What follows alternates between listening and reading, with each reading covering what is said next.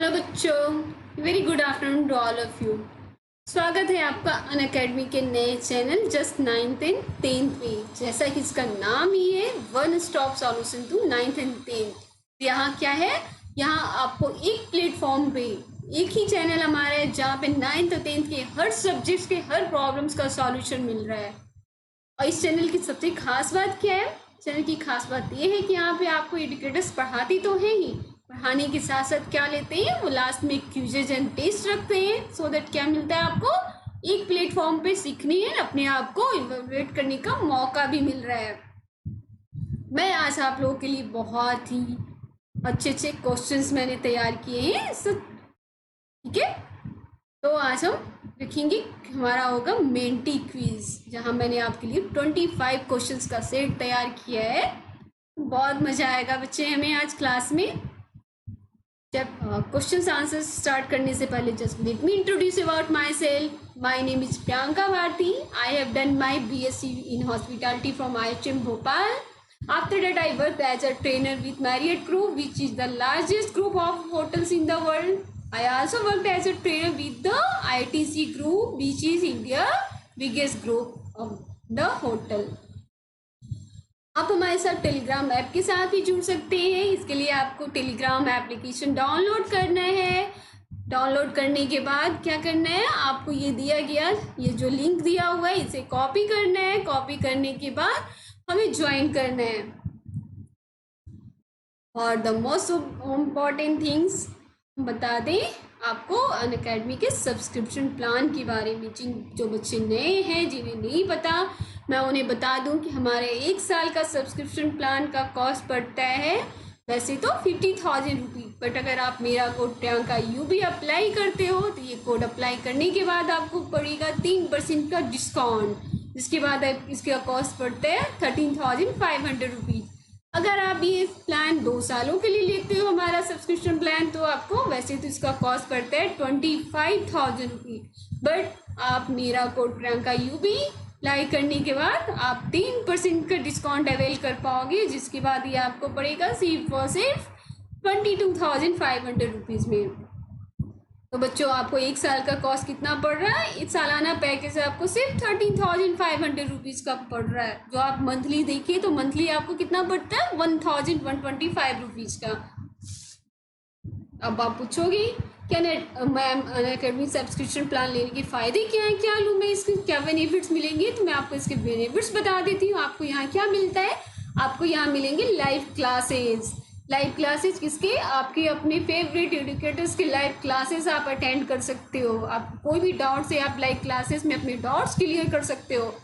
आपको यहाँ पे एक ही प्लेटफॉर्म पे आपको इंडिया के चुनिंदे हर शहर से गिने अच्छे चुने हुए आपको क्या मिले हैं, एडुकेटर्स एक ही प्लेटफॉर्म पे। आपको सोचने की ज़रूरत नहीं है कि आपके सिटी में ये टीचर अच्छे नहीं हैं या उस सिटी में वो टीचर अच्छा है कहीं। तो आपको एक ही प्लेटफॉर्म पे क्या मिला है, इंडिया के हर शहर के अच्छे एडुकेटर्स आपको मिल रहे हैं, जिनसे आपको पढ़ने का मौका मिल रहा है। कितने में, सिर्फ 1 साल के सालाना पैकेज 13,500 रुपीज़ में, जो मंथली कितना हुआ 1,125 रुपीज़ में सिर्फ आपको मिल रहा है ये सब कुछ। आप इस 1 साल के आप सब्सक्रिप्शन लेते हो तो आपको 1 साल का अनलिमिटेड एक्सेस मिलता है। आप कभी भी यहाँ पे क्लासेस डाउनलोड करके कभी भी क्लासेस ऑफलाइन भी अटेंड कर सकते हो। तो 1 साल का क्या है, 1 साल का कॉस्ट कितना पड़ रहा है आपको, 13,500 रुपीज़। उसमें कितने सारे बेनिफिट्स मिल रहे हैं, है ना। वैसे भी अभी लॉकडाउन चल रहा है, क्लासेस कोचिंग्स तो बंद ही है, तो हम घर बैठे बैठे अगर मेरे को मंथली 1,125 रुपीज़ में इतने सारे बेनिफिट्स मिल रहे हैं पढ़ने के, तो क्यों ना अवेल करें। तो बच्चों, ज़रूर हमारा सब्सक्रिप्शन प्लान ले। Now let's start the quiz session. तो आप लोग रेडी हैं, क्विज हमारा स्टार्ट करिए, मजा आएगा ना। मैंने इस पूरे साइंस चैप्टर ने कवर किया है, जो सिर्फ आपके एग्जाम्स ही नहीं, बहुत सारे आगे कंपटीशन एग्जाम्स में भी पूछे जाएंगे। बहुत बेसिक क्वेश्चन है। ठीक है बच्चों, तो हमारा आज का पहला क्वेश्चन है, what happens to energy when a chemical bond is form. Time start now. Option A, always absorb. Option B, always released. Option C, more release than absorb. Option D neither release nor absorb. तो क्या होता है, what happens to energy when a chemical bond is form. जब एक chemical bond बनता है तो energy क्या होता है एनर्जी के साथ। तो आपको मैं बता दूं, जब भी कोई भी केमिकल बॉन्ड बनता है, ठीक है, केमिकल बॉन्ड बनता है तो उसके साथ क्या होगा, एनर्जी रिलीज होगी। और जब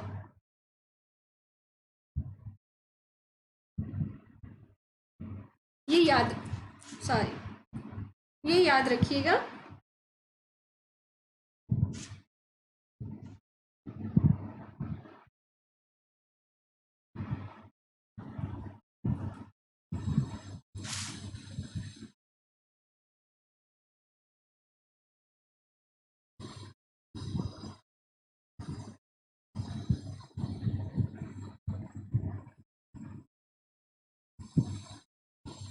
जब बॉन्ड टूटेगा तो एनर्जी एब्जॉर्ब्ड होती है,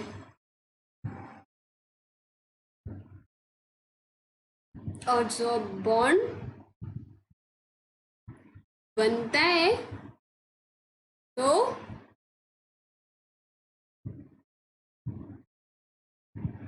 एनर्जी रिलीज होगी। यहाँ करेक्ट आंसर क्या होगा, what happens to energy when a chemical bond is form. Correct answer क्या है इसका, एनर्जी रिलीज होगी। यहाँ पे करेक्ट आंसर है बी। हम आते हैं हमारे नेक्स्ट क्वेश्चन पे।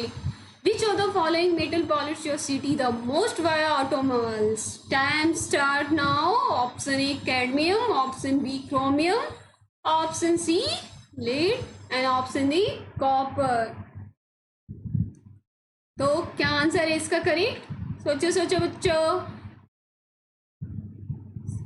क्या होगा आंसर, कैडमियम, क्रोमियम, लीड या कॉपर। कौन सा मेटल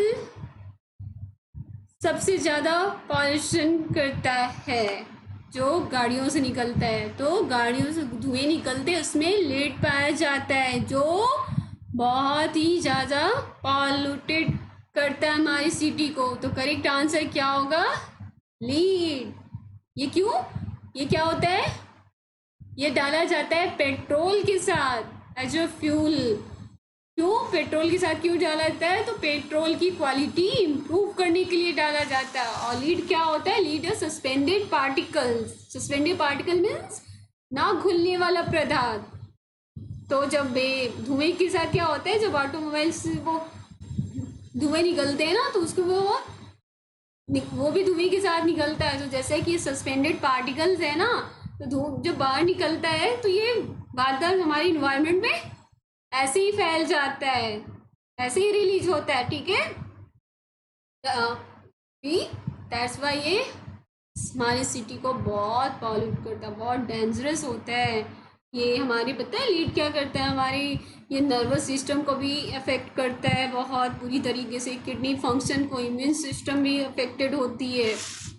तो हमारा अब नेक्स्ट क्वेश्चन है, table salt voice during the rainy season because time start now. हमारा पहला ऑप्शन है option A hygroscopic nature of its impurities, option B sodium chloride is hygroscopic, C none, कोई भी नहीं। तो क्या आंसर होगा, table salt gets moist during the rainy season because किस कारण से टेबल सॉल्ट जो होता है बारिश के मौसम में अक्सर वेट हो जाता है। टेबल सॉल्ट को क्या, टेबल सॉल्ट को कॉमन सॉल्ट भी कहा जाता है बच्चों, ध्यान रखिएगा, ठीक है। तो इसका आंसर क्या होगा, इसका आंसर होगा ए। क्या करेक्ट आंसर होगा इसका, a hygroscopic nature of its impurities. क्या होता है टेबल सॉल्ट में, क्या पाया जाता है, इसमें मैग्नीशियम क्लोराइड पाया जाता है, जो कॉमन इम्प्योरिटीज है इस टेबल सॉल्ट की, ठीक है। जिसकी वजह से हाइग्रोस्कोपिक नेचर क्या होता है बच्चों, हाइग्रोस्कोपिक नेचर क्या होता है किसी भी पदार्थ का, वो जिसकी वजह से ना वो क्या कहते हैं, absorb moisture from its air. ठीक है। हाइग्रोस्कोपिक नेचर क्या कहलाता है? Tends to observe moisture from air, हवा से नमी को एब्जॉर्ब करने का, ये जो एब्जॉर्ब करता है कोई पदार्थ, ये उसका हाइग्रोस्कोपिक नेचर कहलाता है। जो कि मैंने आपको बताया टेबल सॉल्ट में क्या पाया जाता है, टेबल सॉल्ट में मैग्नीशियम क्लोराइड पाया जाता है। दैट्स व्हाई देती हूँ due to magnesium chloride is the common impurity present in table salt। ठीक है, इसके कारण इसका क्या आंसर हुआ? Hygroscopic nature of its impurities, किसके कारण? समझ गए ना? Due to magnesium chloride.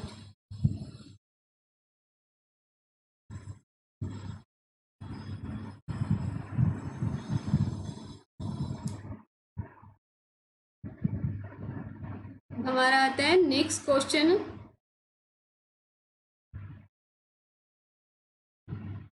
Option A है इसका करेक्ट आंसर। अब हमारा नेक्स्ट क्वेश्चन है, vinegar is a solution of, vinegar किसका सॉल्यूशन है? 5 to 7 acidic acid in alcohol. Option B है 50 to 60% acidic acid in water. Option C हमारा 50 to 60% acidic acid in alcohol. Option D 5 to 8% acidic acid in water. सोच लिया आप लोगों ने answer? मैं बताऊं विनेगर क्या होता है? विनेगर किसे कहते हैं? विनेगर सिरके को बोलते हैं। ठीक है, तो सिरका क्या होता है? It is an 5 to 8% acid in water. Vinegar किसका सॉल्यूशन है? Option D 5 to 8% acid in water का सॉल्यूशन है विनेगर। ठीक है, अब हमारा नेक्स्ट क्वेश्चन है, which group elements are called transition metals in the periodic table? Option A है group number 1 to 2, option B है group number 3 to 12, option C है group number 13 to 18 and option D group number 1 to 8। क्या answer होगा बच्चों? Which group elements are called transition metals in periodic table? तो transition metal क्या कहलाता है? सबसे पहले मैं वो बता दूं, any of various metallic elements that have valence electrons in 2 cell instead of only 1। किसी भी एलिमेंट का जो मेटालिक एटम होते हैं उनमें, देखिए सबसे पहले वैलेंसी आपको बताया था ना मैंने पिछली क्लास में, वैलेंसी क्या होता है? ऑटोमोर्स सेल में जो इलेक्ट्रॉन प्रेजेंट होता है वो उसकी वैलेंसी कहलाता है। तो ट्रांजिशन मेटल में क्या होते हैं? इनमें क्या होता है? इसमें वैलेंसी जो होती है, इनके वैलेंस इलेक्ट्रॉन लास्ट सेल में एक क्या होता है? लास्ट सेल में ना रह करके ये 2 सेल में मौजूद होते हैं, वो ट्रांजिशन मेटल कहलाते हैं। इनकी ठीक है, valence electrons in 2 cell instead of only 1, ध्यान रखिएगा। तो बीच group elements are called transition metals in a periodic table. Option B group number 3 to 12 के जो एलिमेंट्स हैं वो सारे ट्रांजिशन मेटल्स कहलाते हैं पीरियोडिक टेबल में। ठीक है, 3 to 12 का क्या पीरियोडिक टेबल में जो एलिमेंट्स हैं वो ग्रुप एलिमेंट्स क्या कहलाएंगे? Transition metals. जैसे एग्जांपल आप देखो, क्रोमियम, आयरन, निकेल। अब हम आते हैं अपने नेक्स्ट क्वेश्चन में। हमारा नेक्स्ट क्वेश्चन है, a boy is riding merry-go-round which is moving at a constant speed, it means that the boy is, इसे अच्छे से समझिए आप लोग। एट ऑप्शन ए है at rest, option B moving with 0 acceleration, option C in accelerated motion and option D moving with uniform velocity.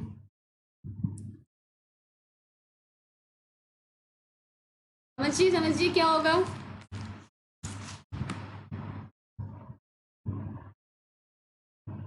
अब देखिए मैं आपको बताती हूँ। मैरी गो राउंड झूले क्या कहाँ पार्क में तो सामने ही झूला होगा बचपन में, अभी भी झूलते होगे। ठीक है, यहाँ पे क्या है, विच is moving at a constant speed. जो बच्चे हैं क्या, स्पीड क्या है यहाँ पे, स्पीड कांस्टेंट है।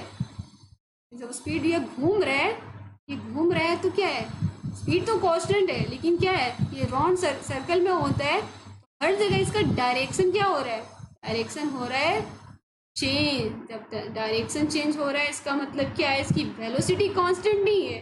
ठीक है, इसकी स्पीड कांस्टेंट है but velocity is not constant, और बिकॉज इस direction will be changing. Direction क्या हो रहा है, इसकी डायरेक्शन चेंज हो रहा है, दैट्स व्हाई ये एक्सेलरेटेड मोशन में है। So the boy is riding merry go round which is moving at a constant speed, it mean that boy is in accelerated motion. Answer is C. अब velocity आपको जैसे बताया था क्या होता है, वेलोसिटी क्या होता है, देखिए समझिए। स्पीड क्या है, स्केलर क्वांटिटी है।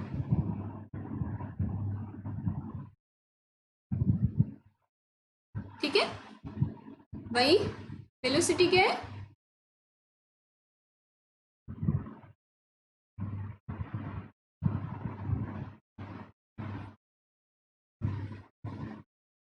वेक्टर क्वांटिटी होगा। स्पीड क्या होता है, rate, it is a rate which an object cover distance। ठीक है, क्या होते हैं, स्पीड क्या होता है, it is a rate at which an object cover distance. Velocity क्या होती है,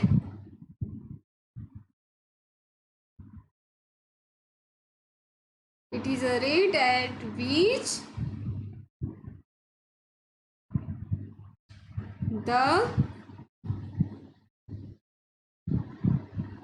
पोजिशन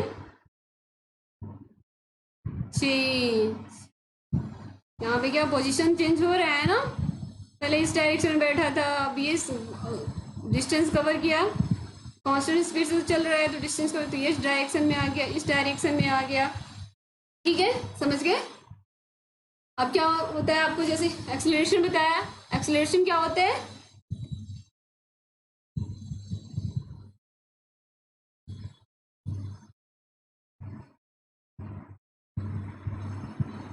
एक्सीलरेशन समझिए क्या होता है acceleration, it is the rate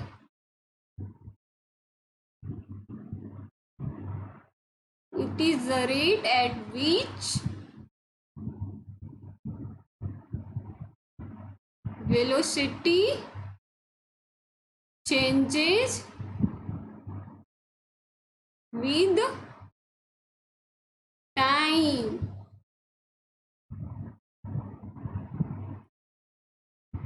in terms of both speed and direction। ठीक है, यहाँ पे डिफिनेशन सबका देख लीजिएगा। स्पीड क्या है, scalar quantity, it is the rate at which an object cover distance. Velocity सब vector quantity, it is the rate at which the position change. ठीक है,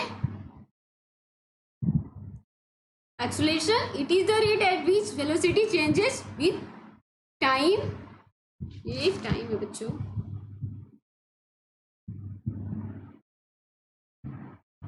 time in terms of both speed and direction. तो यहाँ पे क्या बताया मैंने, यहाँ पे बताया कि स्पीड तो कांस्टेंट है, वेलोसिटी क्या है उसकी, कांस्टेंट नहीं है। बिकॉज क्यों, क्योंकि यहाँ पे क्या है, देखिए यहाँ पे क्या हो रहा है, स्पीड कांस्टेंट है, वेलोसिटी कांस्टेंट क्यों नहीं है, क्योंकि इसकी पोजीशन चेंज हो रही है।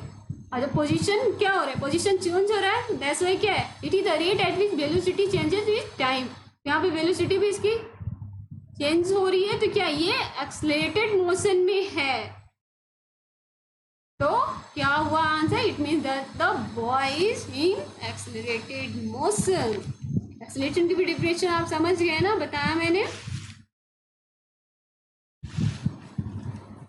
क्या होता है मोशन, क्या होता है किसी भी सर्कल, जैसे ये देखिए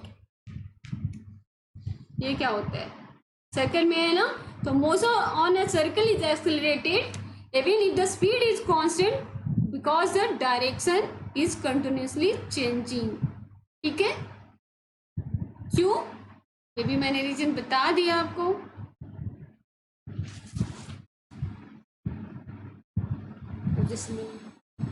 ठीक है, हम आते हैं अपने नेक्स्ट क्वेश्चन पे। Boy finds his weight less than actual in an elevator. It means the elevator is option A going up, option B going down, option C going up with constant velocity, and option D elevator at rest। Correct answer क्या होगा बच्चों, सोचो क्या होगा answer इसका। A boy finds his weight less than actual in an elevator. It means the elevator is, तो correct answer क्या होगा इसका, बी गोइंग डाउन।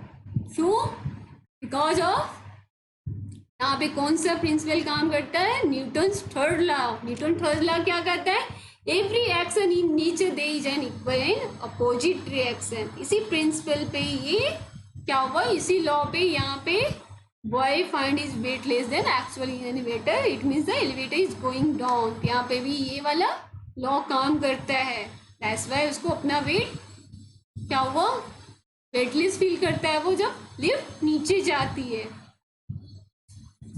हम आते हैं अपने नेक्स्ट क्वेश्चन पे। An object will sink if its weight is greater than upthrust, less than upthrust, and equal to upthrust। सोचो सोचो,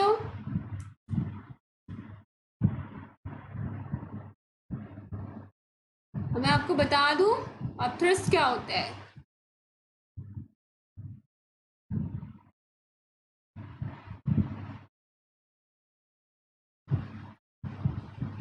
अपथ्रस्ट क्या है, बायंसी होता है, बायंसी फोर्स, इसी को कहते हैं अपथ्रस्ट। द फोर्स क्या होता है, the force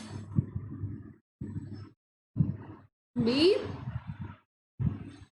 which a liquid, a gas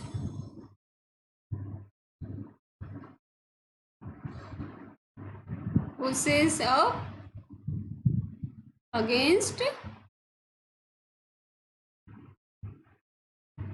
an object, क्या कहता है, that is floating in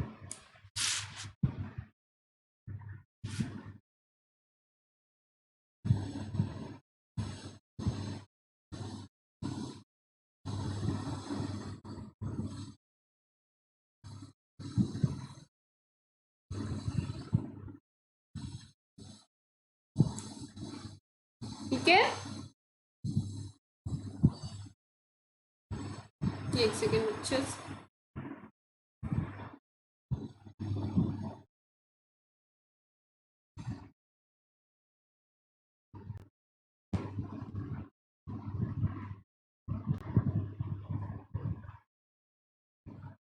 क्या, the force with which a liquid or gas pushes up against an object that is floating in it। किसी liquid या gas में जो force object पे लगता है, जो ठीक है नीचे से ऊपर की तरफ, होता है वो फ्लोट कर सके, उसको क्या कहते हैं, बॉयंसी या अपथ्रस्ट। अब जैसे देखिए क्या मैंने आपको क्वेश्चन पूछा था, an object will sink if its weight. अब देखिए सपोज लीजिए पॉन्ड है में वाटर फिल्ड है, ये ऑब्जेक्ट हुआ, तो क्या हुआ, इसका भी वजन होगा। अब नीचे से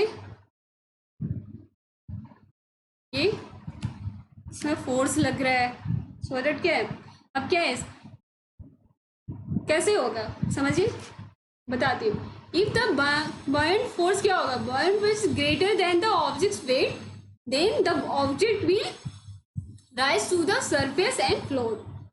जब बॉयंट फोर्स क्या होगा, ऑब्जेक्ट के वजन से, कहाँ गया ये जो, और इसके वजन से जब क्या है, ये फोर्स ज्यादा होगा तो क्या होगा, इसके फोर्स से जब ये फोर्स ज्यादा होगा तो क्या करेगा, ये सरफेस पे फ्लोट करेगा, ऊपर की तरफ आएगा ना।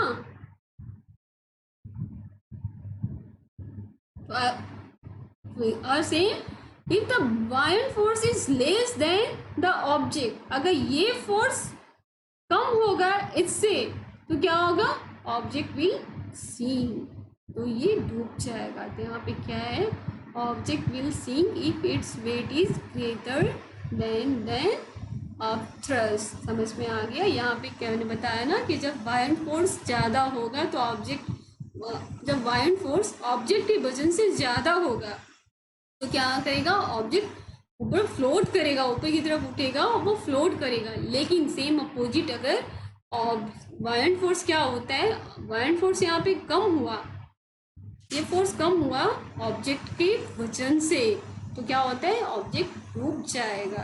ठीक है, हम आते हैं अपने नेक्स्ट क्वेश्चन पे, जिसका आंसर, करेक्ट आंसर है ए।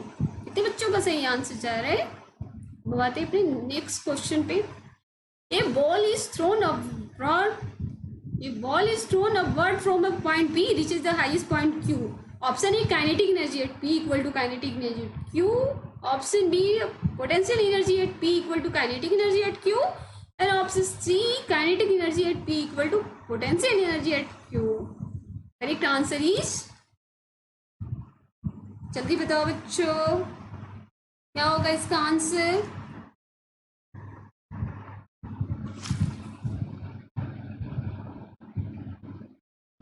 तो मैं बताती हूँ, जैसे देखिए, सपोज कीजिए इस पॉइंट से बॉल ऊपर की तरफ फेंका गया, हाईएस्ट पॉइंट सी, इस पॉइंट पे क्यू पे। तो ये जब बॉल यहाँ से फेंका गया तो यहाँ पे काइनेटिक एनर्जी थी, बताया जब स्पीड होती है तो उसमें काइनेटिक एनर्जी होता है। तो ये स्पीड से फेंका गया तो यहाँ पे काइनेटिक एनर्जी थी, काइनेटिक एनर्जी ऊपर यहाँ पे क्या, इस मोमेंट पे, इस पॉइंट पे आके बॉल रुक गई, एक पर्टिकुलर मोमेंट के लिए, तो कुछ सेकंड के लिए रुकी होगी, उसके बाद ही वो नीचे आई होगी। इस हाईएस्ट पॉइंट यहाँ क्या था, क्यू, यहाँ पे क्या होगा, क्यू पे जा करके काइनेटिक एनर्जी क्या है इसकी, कुछ देर के लिए तो वो रुकी होगी ना, उसका मूवमेंट तो रुका, तो यहाँ पे काइनेटिक एनर्जी क्या हो गया, 0।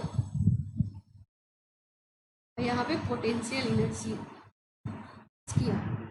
अब आप पूछोगे पोटेंशियल एनर्जी कहाँ से आ गई, तो बच्चों मैंने आपको बताया था, नहीं पढ़ा होगा फिजिक्स में, क्या कहते हैं, law of conservation of energy के कारण, यहाँ पे law of conservation of energy,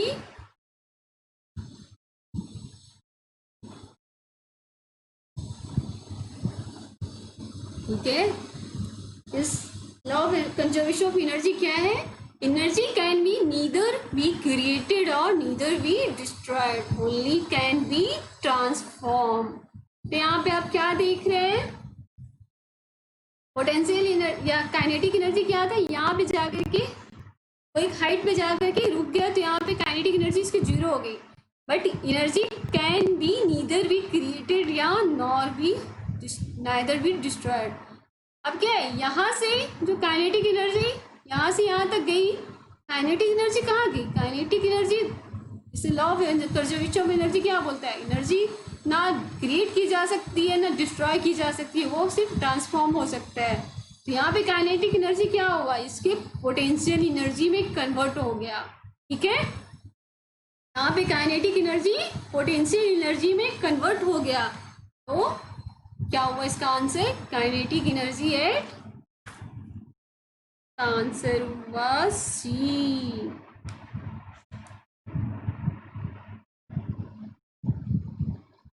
क्या हुआ, kinetic energy eight P point, जो पी पॉइंट पे जो काइनेटिक एनर्जी होगा वो क्यू पॉइंट पे जाके पोटेंशियल एनर्जी में कन्वर्ट हो गया। मैंने आपको बताया पोटेंशियल एनर्जी क्या होता है। Potential energy the energy in a body due to its position, height में अगर गई ना, सब ड्यू टू इस पोजिशन के कारण जो एनर्जी उसकी बॉडी में हुई वो पोटेंशियल एनर्जी हुई। काइनेटिक एनर्जी क्या होता है, ड्यू टू इस मोशन, नीचे से यहाँ पे मोशन था ना, इसके कारण यहाँ पे इसकी काइनेटिक एनर्जी होगी, यहाँ पे जाने के बाद ये पोटेंशियल एनर्जी में कन्वर्ट हो गया। That's why kinetic energy at P equal to potential energy at Q। Correct answer is C. अब हम आते हैं अपने नेक्स्ट क्वेश्चन पे। हमारा नेक्स्ट क्वेश्चन राउंड है what causes an echo. Option A total internal reflection, option B water vapours in the atmosphere, option C light waves, option D sound waves reflected back. Correct answer is बच्चों क्या होगा, what causes an echo, total internal reflection, water vapours in the atmosphere, light waves, sound waves reflected back. जल्दी बताओ बच्चों correct answer क्या होगा। अब eco क्या होता है बताती हूँ मैं आपको, इको क्या होता है।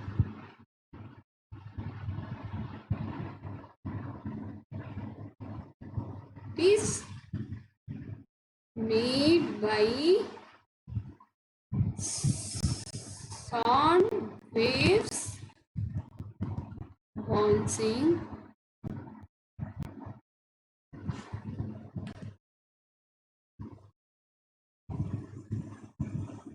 off a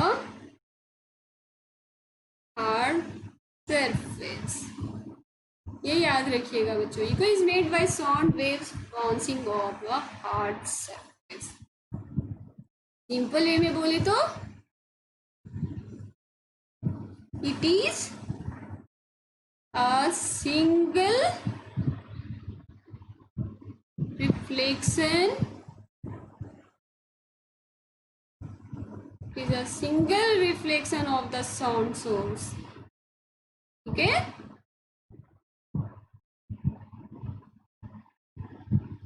क्या है, echo is a single reflection of the sound source. The correct answer क्या होगा, sound waves reflected back. Correct answer is D. हम आते हैं हमारे नेक्स्ट क्वेश्चन पे।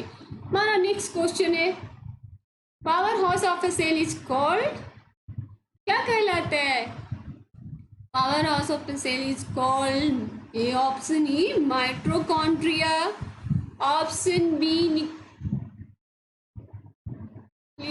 Option C cell house and option D कोई भी नहीं। कौन सा होगा आंसर, किसी कहते हैं power of house of a cell.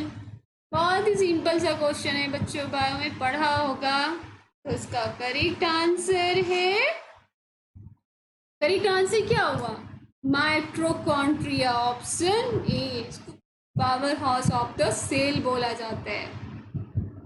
हम आते हैं अपने नेक्स्ट क्वेश्चन पे।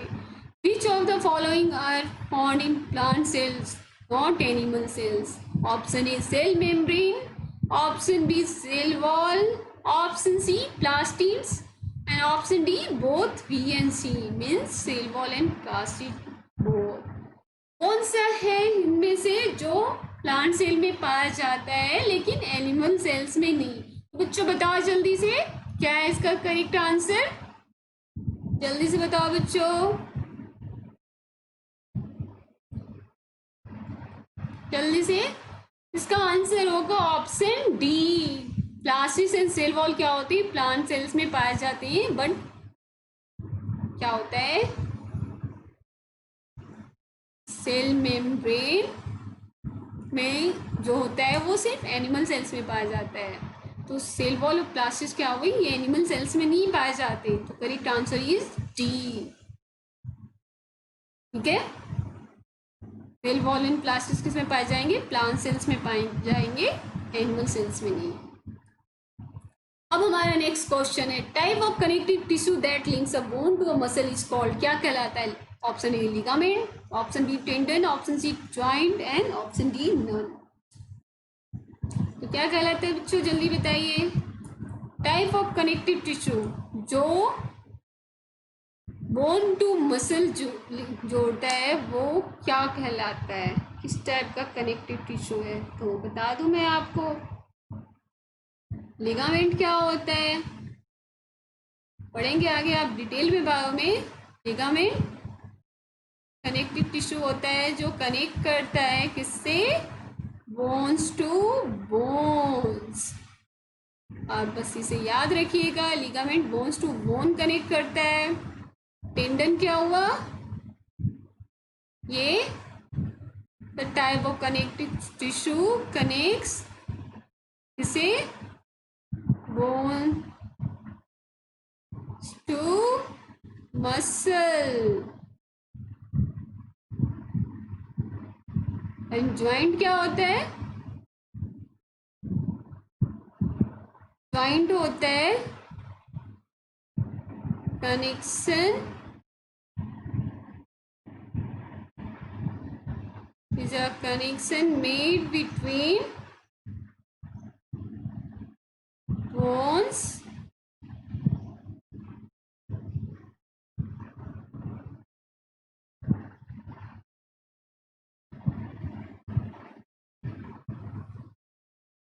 the body। ठीक है बच्चों, तो करेक्ट आंसर क्या हुआ, करेक्ट आंसर है बी टेंडन। ध्यान दीजिएगा, ligament bone to bone connect करना है, टेंडन क्या हुआ, बोन टू मसल हुआ, ज्वाइंट क्या होता है, ये बॉडी में दो बोन्स के बीच में कनेक्शन को ज्वाइंट बोलते हैं। अब हम आते हैं अपने नेक्स्ट क्वेश्चन पे।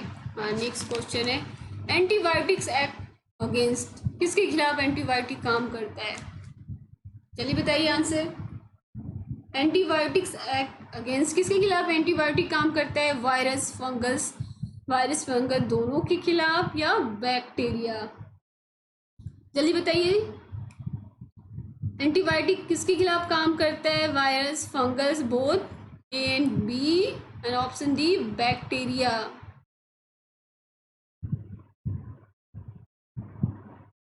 करेक्ट आंसर क्या हुआ इसका, इसका करेक्ट आंसर है डी, बैक्टीरिया के खिलाफ क्या करता है, एंटीबायोटिक काम करता है। बैक्टीरिया इन्फेक्शन के लिए को ट्रीट करने के लिए एंटीबायोटिक का यूज होता है। ठीक है, अब हम आते हैं अपने नेक्स्ट क्वेश्चन पे। हमारा नेक्स्ट क्वेश्चन है vaccination was discovered by, vaccination की खोज किसने की थी, Fleming, Jenner, Warren and Donny. बताइए, ऑप्शन ए हमारा Fleming, option B Jenner, option C Warren, option D Donny. किसने वैक्सीनेशन खोजा था, किसने खोजा था वैक्सीनेशन,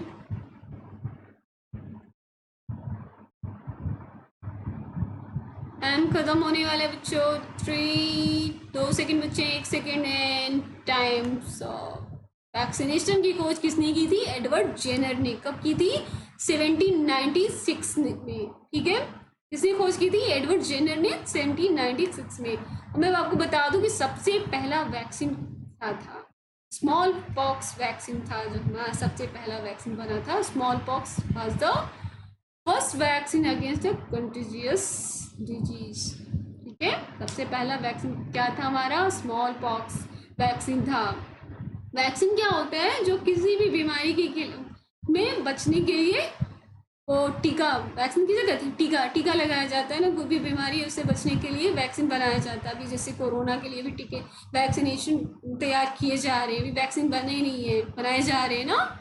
तो उसी तरह इसकी सबसे पहले खोज किसने की थी वैक्सीनेशन का, कि ऐसा भी कुछ हो सकता है, एडवर्ड जेनर ने। इसमें क्या होता है, वैक्सीन एक्चुअली उसमें वैक्सीन बनाती कैसे, इसमें जिस भी जो माइक्रोब्स होते हैं, डेड या वीकेंड, जो कमजोर या मरे हुए माइक्रोब से का वर्जन होता है, ठीक है, उससे वैक्सीन बनता है। अब हम आते हैं अपने नेक्स्ट क्वेश्चन पे। हमारा नेक्स्ट क्वेश्चन है water pollution is caused by, option A pesticides, option B pathogens, option C change in temperature and option D all of the above. Water pollution के कारण क्या है, जल्दी से बताइए। Pesticides, pathogens, change in temperature या all of the above. Pesticide क्या होता है? जो वो कीटनाशु जो भी खेतों में केमिकल्स यूज होते हैं, रसायन खाद। Pesticides, pathogens, change in temperature या ऑल ऑफ द एबव। तो इसका सही आंसर है कि both three factors are the reason of, जो भी तीन है ना, pesticide, pathogen, change in temperature, सारे वाटर पॉल्यूशन के कॉज है। इनके कारण वाटर पॉल्यूशन होता है। तो आंसर, करेक्ट आंसर ही D, all of the above. ठीक है, अब हमारा नेक्स्ट क्वेश्चन है an example of kharif crop. Kharif crop क्या होता है मैं बता दूं आपको, तब तक आप लोग सोचिए। ऑप्शन ए है wheat, B mustard and option D paddy. Kharif crop क्या है?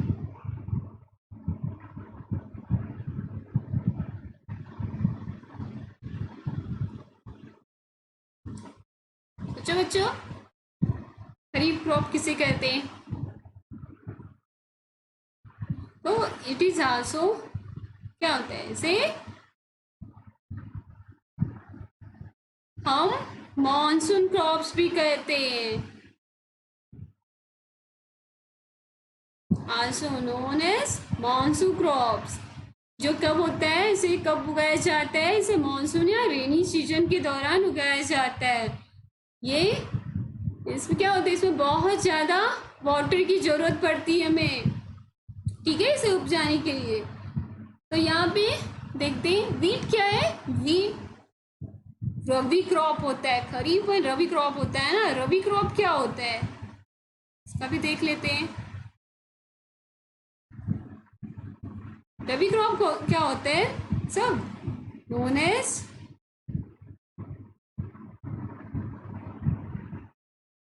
Winter crops. ठीक है, ये कब? ये सर्दियों में उपजाए जाते हैं। तो यहाँ पे क्या है, व्हीट, पी, मस्टर्ड, ये सब क्या है, रबी क्रॉप्स हैं जिन्हें विंटर सीजन में उपजाया जाता है।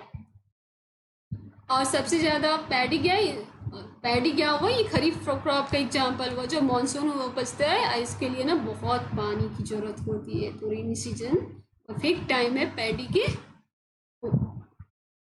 को उपजाने के लिए। ठीक है, तो example of kharif crop is, answer क्या हुआ? करेक्ट आंसर ये डी। अब हम आते हैं अपने नेक्स्ट क्वेश्चन पे।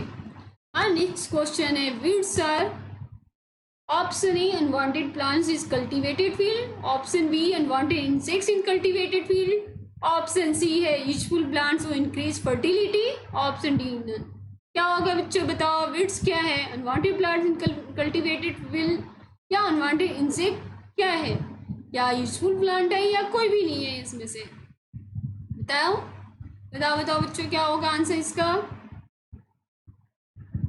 वीड्स क्या है? वीड्स क्या है बताती हूँ। वीड्स है unwanted plants in cultivated field.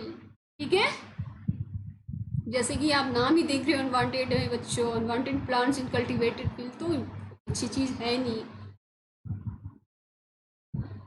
Cell was discovered by, cell की खोज किसने की थी? Option A Robert Hooke, option B Fleming, option C Einstein, option D Williams. किसने की थी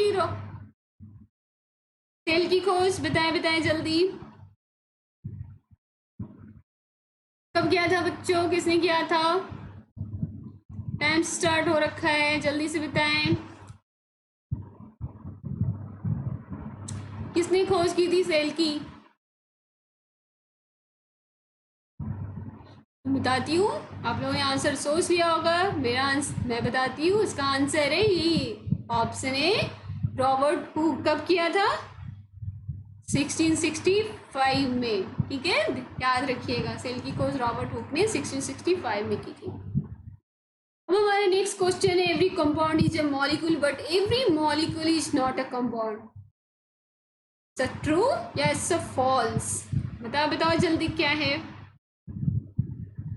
मैं आपको बताती हूँ, बताऊंगी कि मैं आपको पढ़ाया था कंपाउंड एंड मॉलिक्यूल के बारे में। कंपाउंड क्या होता है जल्दी से आप सोचे, फिर मैं देखती हूँ मेरा आंसर आपका आंसर मैच करता है क्या? दोनों आंसर सही है, किसका गलत होता है? तो बताते हैं कंपाउंड क्या होता है। कंपाउंड जैसे कि मैंने आपको बताया था, टू और मोर डिफरेंट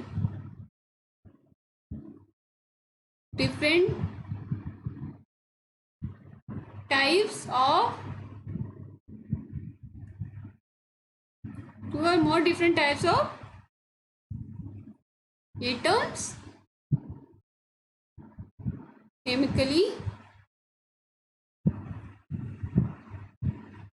bonded। ठीक है, ये कंपाउंड वाला है। Molecule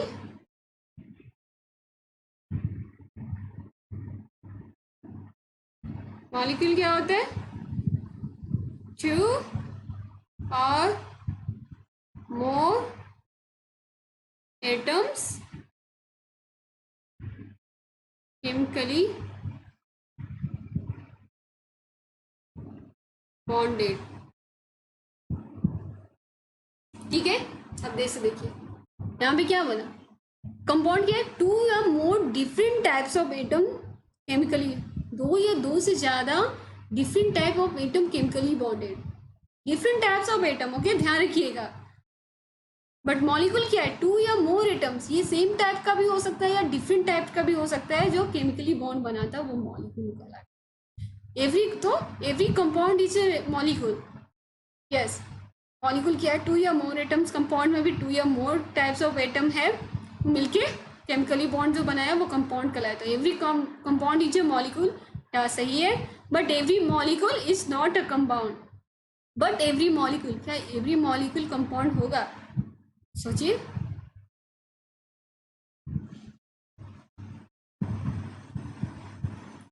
sorry, every molecule is not a compound.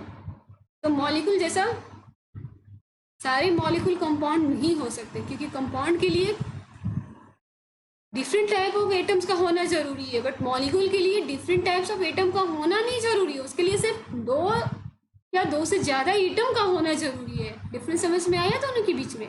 Bond है टू या more different types of atom, but molecule two या मोर एटम्स। इसके लिए सेम या सेम टाइप का भी एटम हो सकता है, डिफरेंट टाइप का भी एटम हो सकता है। तो क्या हुआ? Every compound is a molecule but every molecule is not a compound. So true, true हुआ ना? अब हम आते हैं, हमारा नेक्स्ट क्वेश्चन है, विच of the below does not undergo sublimation? कौन सा इसमें से सब्लिमेशन प्रोसेस के थ्रू नहीं जाता? देखिए, ऑप्शन ए कपूर, option B iodine, option C salt and option C ammonium chloride. बच्चों क्या है? विच ऑफ द बिलो, मैंने पढ़ाया था अच्छे से, विच of the below does not undergo sublimation? Kapoor, iodine, salt and ammonium chloride. तो सब्लिमेशन प्रोसेस क्या होता है? सब्लिमेशन प्रोसेस क्या होता है? जिसमें सॉलिड से गैस में कन्वर्ट होता है या गैस से सॉलिड में आता है बिना लिक्विड स्टेट में आए हुए, वो सब्लिमेशन प्रोसेस कहलाता है ना। सॉलिड से गैस में कन्वर्ट हुआ या गैस से सॉलिड में क्या, बिना अपने लिक्विड स्टेट में आए हुए। यहाँ पे हम देखते हैं और इसका आंसर क्या होगा। कपूर क्या होता है? कपूर को जब क्या करते हैं, कपूर को हीट करते हैं, कपूर सॉलिड फॉर्म में होता है तो वो डायरेक्ट वेपर में कन्वर्ट हो जाता है ना, बिना लिक्विड के। सब्लिमेशन के थ्रू ये प्रोसेस के थ्रू जाता है। आयोडीन क्या हुआ? आयोडीन को भी जब हम आयोडीन के क्रिस्टल को क्या हीट करते हैं तो वो भी क्या डायरेक्टली सॉलिड, आयोडीन क्रिस्टल से क्या डायरेक्टली गैस में कन्वर्ट हो जाता है बिना अपने लिक्विड स्टेट में आए हुए। ये भी सब्लिमेशन प्रोसेस हुआ। सॉल्ट को हीट करेंगे तो क्या वो मेल्ट होता है, वाटर वेट हो जाता है ना, तो ये सब्लिमेशन प्रोसेस के थ्रू नहीं हुआ। And ammonium chloride, ammonium chloride को भी हीट करेंगे तो क्या होता है, वेपर में कन्वर्ट हो जाता है। तो ये भी डायरेक्ट सॉलिड टू क्या गया, ये भी सॉलिड टू चला गया डायरेक्ट वेपर, क्या हुआ गैस स्टेट, लिक्विड स्टेट में नहीं आया। तो इसका करेक्ट आंसर क्या होगा? C, salt. अब हमारा नेक्स्ट क्वेश्चन है, ideal condition for liquefaction is, answer ये ऑप्शन ए देखिए, low temperature low pressure, option B high temperature low pressure, option C low temperature high pressure and option D both high. तो liquefaction क्या होता है बच्चों बता दूं? पहले आंसर आप लोग सोच लो, उसके बाद मैं बताती हूँ कि लिक्विफैक्शन क्या हुआ। आइडियल कंडीशन फॉर लिक्विफैक्शन क्या हो, ठीक है। Times up. मैं बता दूं लिक्विफैक्शन किसको कहते हैं? गैस से लिक्विड में चेंज होना लिक्विफैक्शन कहलाता है। तो यहाँ पे इसका आंसर होगा C, liquefaction. Low temperature high pressure, gas को लिक्विड में कन्वर्ट करने के लिए टेम्परेचर हमें लो करना पड़ेगा, प्रेशर हाई रखना पड़ेगा, तभी तो वो गैस, जैसे सीएनजी गैस का आपने एग्जांपल, उसका क्या होता है, उसको कन्वर्ट करते हैं ना, हाई प्रेशर दे करके उसको लिक्विड फॉर्म में कन्वर्ट करके सिलेंडर में भरा जाता है। तो लिक्विफैक्शन क्या हुआ? Low temperature high pressure, option C is correct answer. अब हमारा नेक्स्ट क्वेश्चन है, dhokla is which type of a solution? Dhokla किस टाइप का सॉल्यूशन हुआ? बताओ बताओ बच्चों। Option A solid in solid, option B solid in gas, option C liquid in gas, option D gas in solid. सोच लिया आंसर क्या है इसका?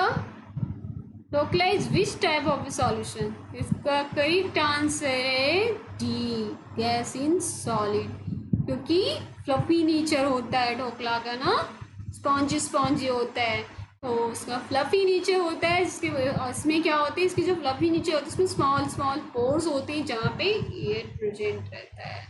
So that's why dhokla is which type of solution? So liquid, sorry, so gas in solid. Answer is D. अब हमारा next question है, water boiling in an open fry pan is which type of change? Option a chemical, option B physical. क्या है water boiling in open fry pan is which type of change? बच्चों सोचो, open fry pan में water boil होना किस type का change कहलाएगा? सब केमिकल चेंज या सब फिजिकल चेंज? सोचो सोचो, केमिकल चेंज होगा या फिजिकल चेंज होगा? बताओ मैं आंसर इसका। बस आंसर इज फिजिकल चेंजेस। क्यों? जो पानी गर्म होता है, गर्म होके वो वेपर में कन्वर्ट हुआ होती है, यहाँ पे केमिकल प्रॉपर्टीज तो चेंज नहीं हो रही ना पानी की, यहाँ पे सिर्फ उसकी फिजिकल प्रॉपर्टी चेंज हो रही है, वो लिक्विड से गैस स्टेट में जा रहा है। ठीक है, यहाँ पे सिर्फ फिजिकल प्रॉपर्टी चेंज हुई, तो ये क्या हुआ? सिर्फ फिजिकल टाइप ऑफ चेंज। अब हमारा नेक्स्ट क्वेश्चन है, distillation is a good separation technique for, distillation is a good separation technique for solids cell. Option B oils, option C liquids, option D gas. Distillation किसका सबसे separation technique है? तो बच्चों किसका सबसे अच्छा सेपरेशन टेक्निक है? सॉलिड्स का, लॉइड्स का, लिक्विड्स का, गैस का?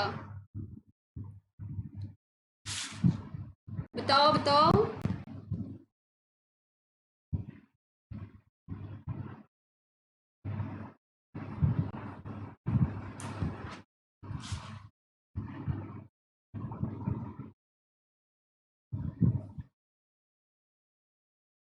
मैं बता दूं, डिस्टिलेशन के बारे में बता दूं, डिस्टिलेशन क्या होता है? It is a process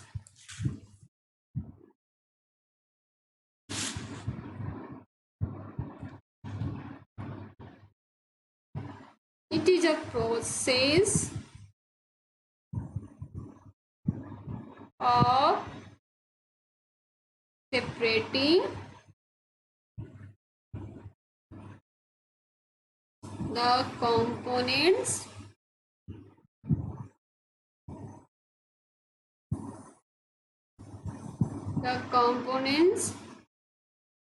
from a liquid mixture.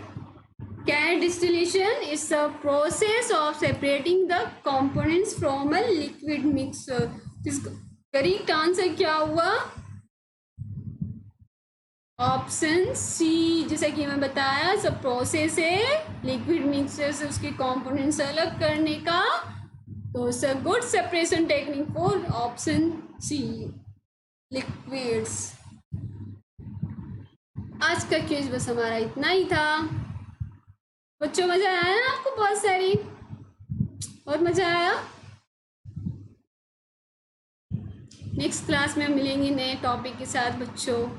फिर से जो बच्चे नए हैं मैं उनके लिए बताना चाहूँगी कि जिन्होंने अभी तक अनअकैडमी एप्लीकेशन इंस्टॉल नहीं किया है वो प्ले स्टोर में जा कर के वहाँ पे अनअकैडमी लर्निंग ऐप हमारा इंस्टॉल करें।